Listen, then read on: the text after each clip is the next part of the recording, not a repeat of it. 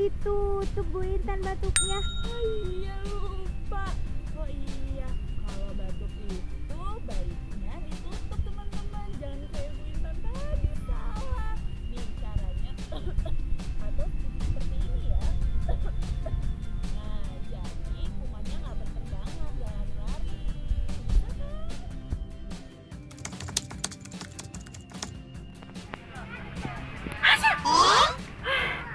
Aduh, aku flu nih.